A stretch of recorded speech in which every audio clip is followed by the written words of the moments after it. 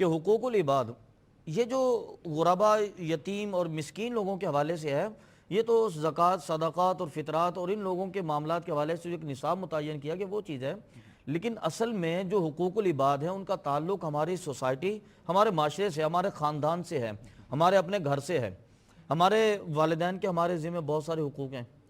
اور ہماری زوجہ کے بہت سارے حقوق ہیں، ہماری اولاد کے بہت سارے حقوق ہیں، ہمارے بھائیوں کے، ہماری بہنوں کے حقوق ہیں، لیکن معاشرے میں ایک عجیب نفسا نفسی کی کیفیت ہے جناب۔ معاملہ یہ ہے کہ میں اگر ایک جگہ پر بیٹھا ہوں نا تو میں یہ سمجھتا ہوں کہ میرے والدین میرے حقوق آ کے ادا کریں، میرے بہن بھائی میرے حقوق ادا کریں۔ میں یہ سوچ رہا ہوں کہ زوجہ کے ذمہ کون سا حق تھا جو اس نے مجھے نہیں دیا، میرے بچوں کے ذمہ کون سے حقوق تھے جو مجھے ادا نہیں کیے، لیکن کمال یہ ہے کہ ہم یہ نہیں سوچتے کہ میں نے کیا نہیں کیا۔ اس کی ایک سادہ سی مثال آپ دیکھ لیں، ابھی گزشتہ دنوں میں شب برات گزری ہے، تو میں ان دنوں میں گفتگو کرتے میں نے یہ عرض کیا، میں نے کہا والدین ساتھ والے کمرے میں ناراض ہوتے ہیں، بہن بھائی ساتھ والے کمرے میں ناراض ہوتے ہیں،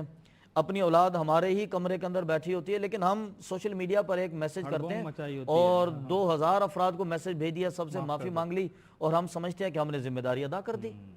سوشل میڈیا پر معافی مانگ لی، اور ہم نے ان لوگوں کو معافی نامے کا میسج بھی ارسال کر دیا جن کے ساتھ فقط ایک مرتبہ کئی ملاقات ہوئی تھی اور کسی ضرورت کی بنا پر نمبرز کا تبادلہ ہو گیا تھا، اس کے بعد نہ کبھی اس نے رابطہ کیا، نہ کبھی ہم نے رابطہ کیا، نہ کبھی اس سے ملاقات ہوئی، نہ کبھی ہم نے ان سے معافی مانگ لی۔ اصل معافی کے حقدار تو والدین تھے، ہوتے جن سے کبھی ملاقات ہی نہیں ہوئی، ملاقات ہی نہیں، غائبانہ طور پر کسی بنا پر ملاقات ہی نہیں ہوئی، غائبانہ طور پر کسی وجہ سے ان کا نمبر آ گیا تو ہم نے ان کو بھی میسج کر دیا، اور ہم نے فیس بک پر، سوشل میڈیا پر ایک میسج چھوڑ دیا معافی نامے کا، اور ہم نے اپنے حقوق العباد مکمل کرنے کا یقین کر لیا۔ حالانکہ اصل میں یہ ہے کہ بندہ اپنے والدین کی اطاعت کرے، والدین کی فرمانبرداری کرے اور والدین سے معافی مانگے۔ اور آپ اندازہ فرمائیے کہ ایک شخص ہے جو روزانہ 9 گھنٹے 10 گھنٹے کی ڈیوٹی پر جاتا ہے، 1 گھنٹے کا سفر کر کے بھی جاتا ہے، 1 گھنٹے کا سفر کر کے بھی آتا ہے، 12 گھنٹے 13 گھنٹے وہ باہر گزار کر جب گھر میں داخل ہوتا ہے تو وہ گھر میں داخل ہوتے ہی اگر والدہ یا والد اسے کہہ دے کہ بیٹا میری کھانسی کی جو سیرپ تھی وہ ختم ہو گیا، وہ لا دے، تو بیٹا چیخنے لگتا ہے، یا تو مجھ سے باہر کے کام کروا لیں یا گھر کے کام کروا لیجئے، میں سارے کام تو نہیں کر سکتا۔ اور یہی شخص جب اپنے بیڈ روم میں داخل ہوتا ہے، اس کا چھوٹا بچہ 2 سال کا بچہ 2 گھنٹے اس کے سینے پر بیٹھ کے کھیلتا ہے، یہ کہتا ہے کہ جناب میں فریش ہو گیا،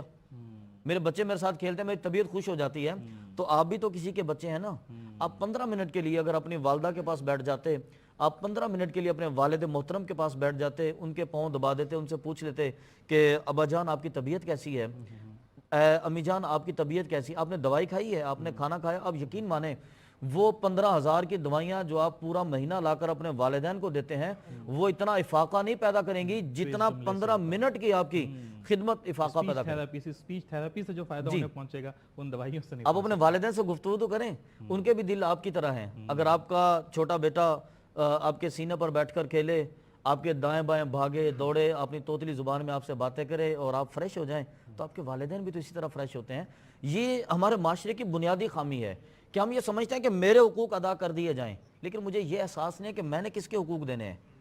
اسی طرح اپنی زوجہ محترمہ ہے، ہم نے اس کے کتنے حقوق ادا کیے، کتنے ادا نہیں کیے، اپنی اولاد ہے، ہم نے کتنے حقوق ادا کیے، کتنے ادا نہیں کیے۔ اولاد کی تربیت کرنے کی بات آتی ہے، ہم اس کی تربیت نہیں کرتے، اور جب اولاد جوان ہو جاتی ہے پھر ہم شکایت کرتے ہیں۔ بچہ 10 سال کا ہو گیا، ہم نے کبھی اس کے سامنے کھڑے ہو کر خود بھی نماز ادا نہیں کی اور اس کو بھی نماز کی تلقین نہیں کی۔ ہم سمجھتے ہیں کہ بیٹا رات کو سوئے گا، اگلے دن 10 سال کا ہو جائے گا، سویرے اٹھے گا، فجر میں پہلی صف کے اندر جا کر امام صاحب کے پیچھے نماز ادا کرے گا۔ تو جناب یہ کیسے ممکن ہے؟ آپ نے تربیت کی تھی اس کی، آپ نے اس کو بتایا ہی نہیں کہ زندگی میں نماز کا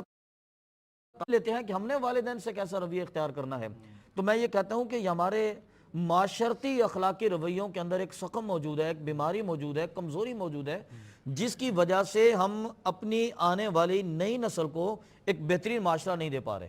ایک خوبصورت گھرانہ نہیں دے پا رہے، ان کو ہم اخلاقی تربیت نہیں کر پا رہے۔ تو اخلاقی تربیت کے حوالے سے یہ سارے رشتے ہمارے جو قرب و جوار میں ہمارے دائیں بائیں ہیں وہ سارے کے سارے اس بات کے حقدار ہیں کہ ان کے حق ادا کیے جائیں۔ جب آپ ان کے حق ادا کر دیں گے پھر اللہ رب العالمین ایسے اسباب پیدا کرے گا کہ وہ بھی آپ کے حق ادا کریں گے۔ بہت